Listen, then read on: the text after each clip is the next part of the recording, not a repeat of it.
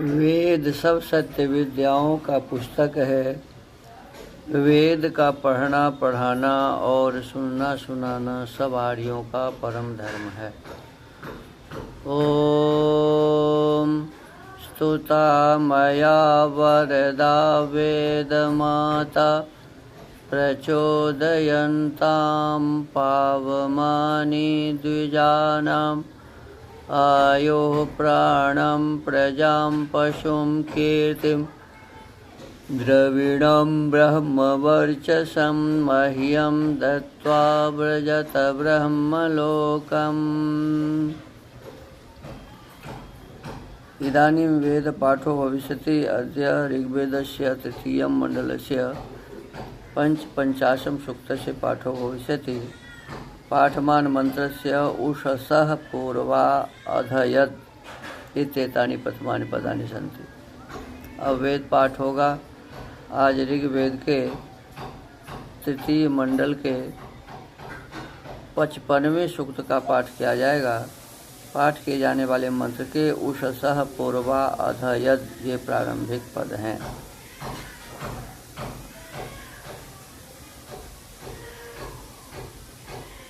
इस सूक्त के ऋषि हैं प्रजापतिर्वैश्वामित्रो वाच्यो वा देवता विश्वे देवा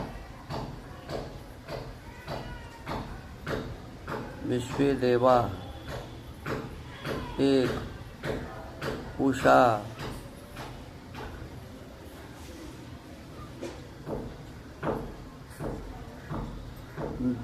एक से 10 अग्नि 11 अहोरात्रों 12 से 14 रोदसी 15 रोदसी द्युनिशो व 16 दिशा 17 से 22 इंद्र पर जन्यात्मा त्वष्टा वाग्निश्च। छंद है 1 2 6 7 9 से 12 19 और 22 का नीचे श्रेष्ठो।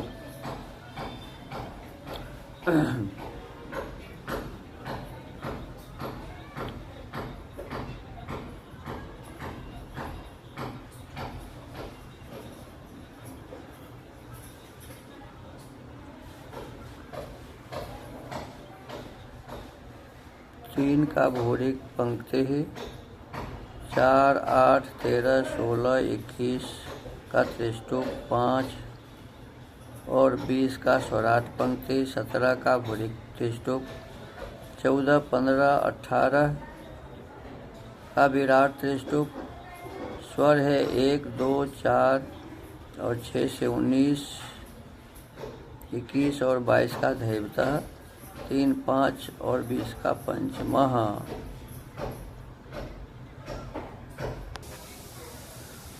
ओम उषसः पूर्वा अधयत् व्यूषुर्महद्विजज्ये अक्षरं पदे गो व्रता देवानामुपनु प्रभूषन् महद्देवानामसुरत्वमेकम्। ओम मोषूणो अत्र जुहुरन्त देवा मा पूर्वे अग्ने पितरः पदज्याः पुराण्योः सद्मनोः केतुरन्तर्महद्देवानामसुरत्वमेकम्। ओम विमे पुरुत्रा पतयन्ति कामाः सम्यच्छादीद्ये पूर्व्याणि समिद्धे अग्नावृतमिद्वदेम महद्देवानामसुरत्वमेकम्। ओम समानो राजा विवृतः पुरुत्राशये शयासु प्रयुतो वनानु अन्यावत् संभरति क्षेति माता महद्देवानामसुरत्वमेकम्। ओम आक्षित् पूर्वा स्वपरा अनुरुत् सद्यो जातासु तरुणी स्वन्तः अन्तर्वतीः सुवते अप्रवीता महद्देवानामसुरत्वमेकम्। ओम शयुः परस्तादधनु द्विमाता बन्धनश्चरति वत्स एकः मित्रस्य तावरुणस्य व्रतानि महद्देवानामसुरत्वमेकम्। ॐ द्विमाता होता विदथेषु सम्राळ्न्वग्रं चरति क्षेति बुध्नः प्ररण्यानिरण्यवाचो भरन्ते महद्देवानामसुरत्वमेकम् ॐ शूरस्येव युध्यतो अन्तमस्य प्रतीचीनं ददृशे विश्वमायत् अन्तर्मतिश्चरति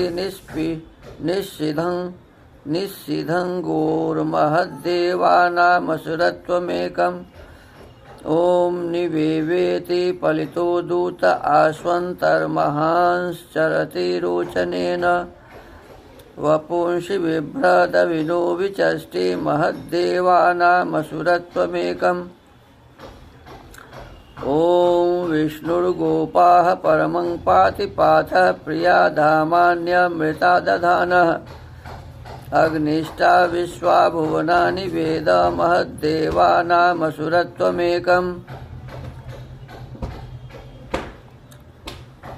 ॐ नानाचक्राते यम्या वपुंसि तयोरन्यद्रोचते कृष्णमन्यत् स्यावी च यदरुषि च स्वसारो महद्देवानामसुरत्वमेकम् ॐ माता च यत्र दुहिता च धेनु सवर्दुघे धापयेते समीचि ऋतस्य ते सदशीळे अन्तमर्हद्देवानामसुरत्वमेकम् ॐ अन्यस्यावत्संरिहति मिमाय कया भुवा निदधे धेनुरूधः ऋतस्य सा पयसा पिन्वतेळा महद्देवानामसुरत्वमेकम् ॐ पद्यावस्ते पुरुरूपा वपुंस्यूर्ध्वा तस्थौ त्रयविंरेरिहाणा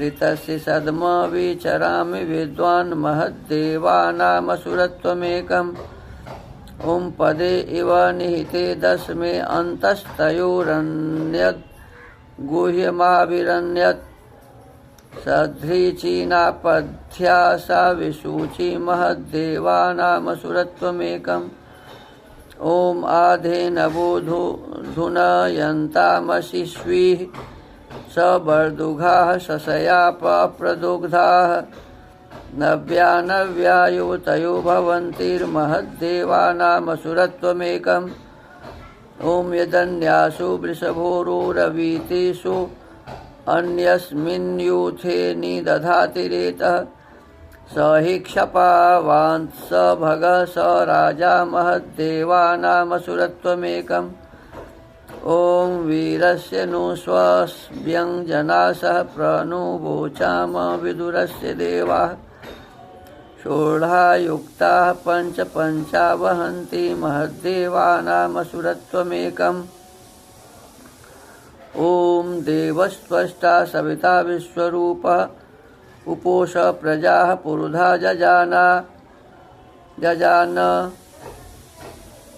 इमा च विश्वा भुवनान्यस्य महद्देवानामसुरत्वमेकम् ॐ महि समैरच्चं वा समीचि उभे ते अस्य वसुनान्यरिष्टे सिन्वे वीरो विन्दमानो वसूनि महद्देवानामसुरत्वमेकम् ॐ इमां च नः पृथिवीं विश्वधाया उपक्षेति हितमित्रो न राजा पुरः सदः शर्म सदो न वीरा महद्देवानामसुरत्वमेकम् ॐ निःसिध्वरीस्त ओषधिरुतापो रयिन्त इन्द्र पृथिवी बिभर्ति सखायस्ते वामभाजः श्याम महद्देवानामसुरत्वमेकम्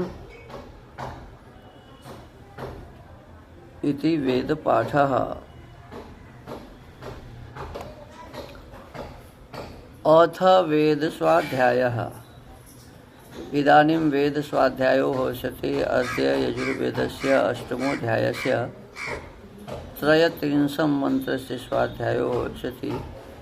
स्वाध्यायमानमन्त्रस्य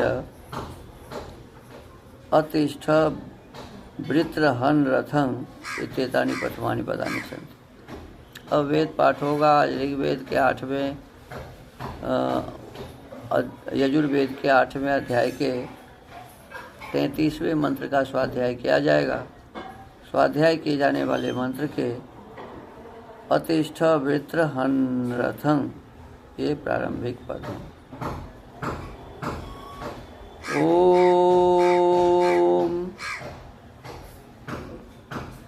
अतिष्ठ वृत्रहन् रथं युक्ता ते ब्रह्मणा हरि अर्वाचीनं सुते मनोग्रावा किनोतु वग्नुना उपयामगृहीतोऽसीन्द्राय त्वा षोडशी न एषते योनिरिन्द्राय त्वा षोडशिने। इस मंत्र के ऋषि हैं अतिष्ठेत्यस्य गौतम ऋषि, गृहपतियो देवता, आर्ष्यनुष्टुप छंद, गांधार स्वर, उपयामेत्यस्य आर्ष्युष्निक छंद, ऋषभ स्वर। अथ प्रकारांतरेण गृहस्थ धर्म माह।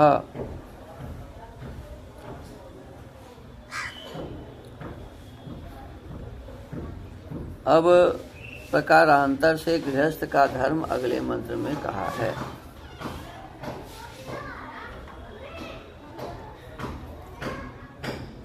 पदार्थ हे वृत्रहन्, शत्रुओं को मारने वाले गृहाश्रमी, तू ग्रावा मेघ के तुल्य सुख बरसाने वाला है।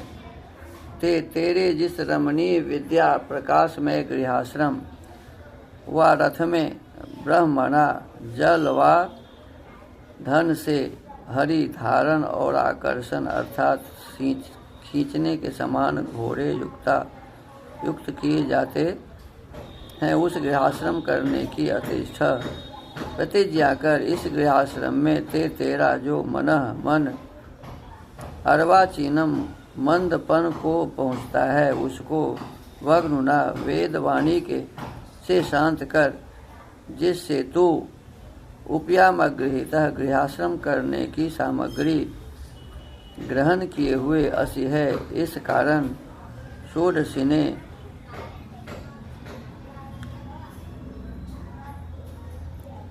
16 कलाओं से परिपूर्ण इंद्राय परमैश्वर्य देने वाले गृहाश्रम करने के लिए त्वा तुझको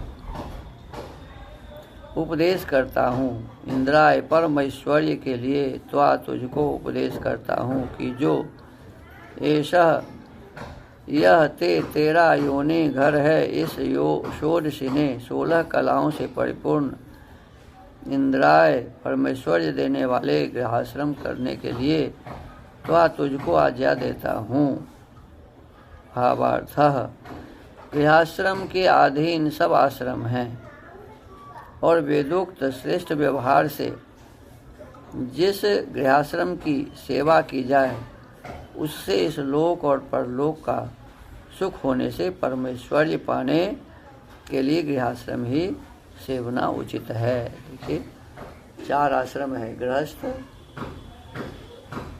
वानप्रस्थ, संन्यास और सबसे पहले ब्रह्मचर्य। ब्रह्मचर्य आश्रम के लोग भी गृहस्थ के ऊपर ही निर्भर हैं।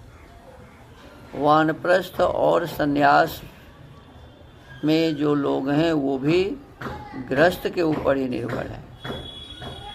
गृहस्थ ही चारों आश्रमों का मूल है, स्वयं अपने आप के लिए भी और ब्रह्मचारी, वानप्रस्थी और सन्यासी के लिए भी। जो व्यवस्थाएं हैं वो केवल गृहस्थ ही जुटा सकता है, अन्य नहीं जुटा सकते। इसीलिए कहते हैं कि गृहाश्रम के अधीन चारों आश्रम है, सब आश्रम। अब गृहस्थ आश्रम वाले को क्या करना चाहिए? जब ब्रह्मचारी भी गृहस्थ के ऊपर ही निर्भर है, वानप्रस्थी भी गृहस्थ के ऊपर ही निर्भर है, सन्यासी भी गृहस्थ के ऊपर भी निर्भर है, तो गृहस्थ आश्रमी को बहुत ही सावधान, समझदार, श्रेष्ठ और परोपकारी होना चाहिए। क्योंकि परोपकार के भावना जिस गृहस्थ को नहीं है वो ब्रह्मचारी का पालन नहीं करेगा, वो वानप्रस्थी और सन्यासी का पालन क्यों करेगा? तो सबसे पहले आवश्यकता है इस बात की कि जो भी गृहस्थ हैं उनके हृदय में दूसरों के उपकार की भावना होनी चाहिए। दूसरों के उपकार की भावना से जब हम इस गृहस्थ में रहेंगे तो हमारे यहाँ जो भी आएगा हम उसका सम्मान करेंगे, सत्कार करेंगे, आदर करेंगे। कोई आवे या ना आवे, हमारे हृदय में भावना बनी रहेगी कि ब्रह्मचारियों का भी पालन हमें ही करना है, वानप्रस्थियों और सन्यासियों का भी पालन हमें ही करना है। तो फिर हम अपने कर्तव्य को और बढ़िया से करेंगे, ठीक से करेंगे, उत्तम ढंग से करेंगे। हम धन कमाएंगे, हम संतान का पालन करेंगे, हम संतान को सुशिक्षा देंगे, क्योंकि ब्रह्मचारी तो हमारा संतान ही बनेगा और संतान ही वही आने वाले समय में सदगृहस्थ बनेगा, वही फिर वानप्रस्थ और सन्यासी भी बनेगा। तो इस प्रकार से हमें अपने कर्तव्यों का निर्वाह बहुत ही उत्तम रीति से करनी चाहिए। इसमें लिखा हुआ है कि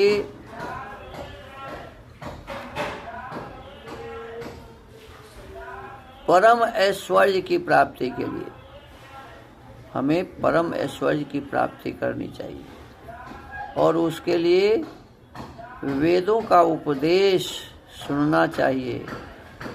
16 कलाओं से युक्त हमें होना चाहिए, माने किसी भी प्रकार की कमी हमारे भीतर न रहे।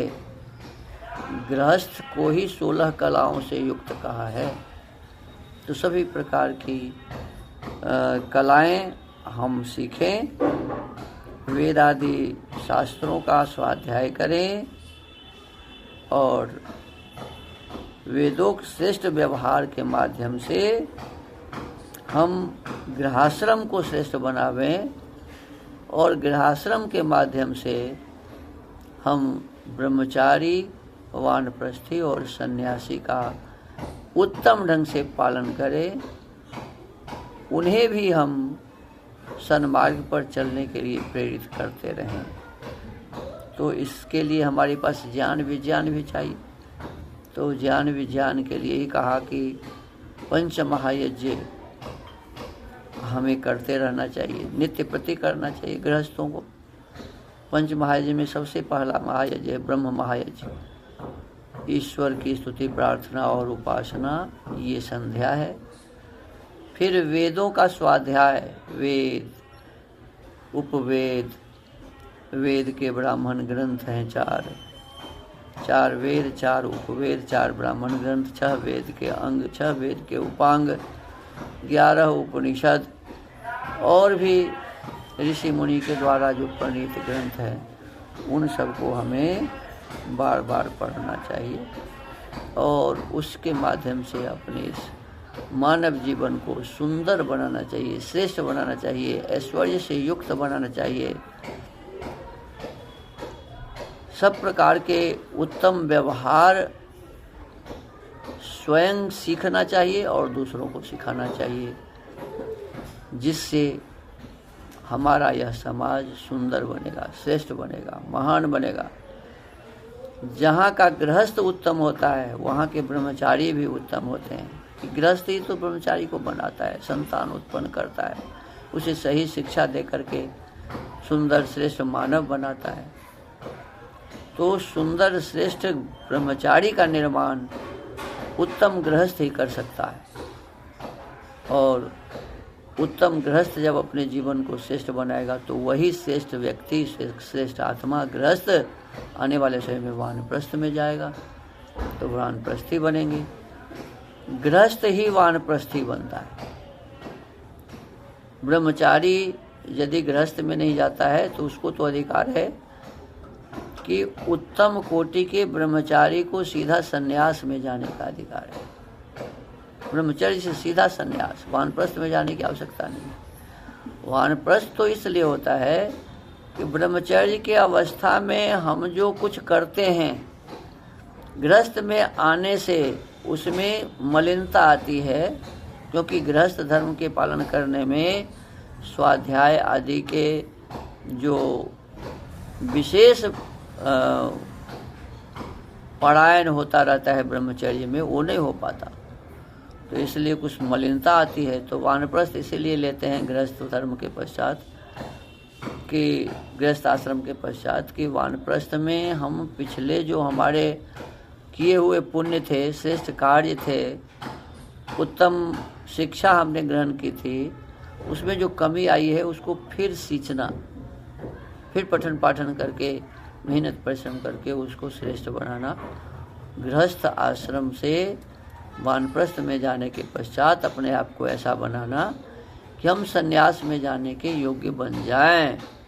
तो इसके लिए गृहस्थ को ही वानप्रस्थ में जाना होता है, और जो उत्तम ब्रह्मचारी हैं, श्रेष्ठ ब्रह्मचर्य का पालन करते हैं, उसे सीधा संन्यास में जाने का अधिकार। और जो उत्तम ब्रह्मचर्य का पालन न कर सके तो उसे फिर गृहस्थ में जाने का नियम है, वानप्रस्थ में जाने का नहीं है। तो इस प्रकार से हमें इस वेद स्वाध्याय के विषय को जानना समझना चाहिए। तो आज के इस वेद स्वाध्याय के क्रम को यहीं विराम देते हैं। ओम।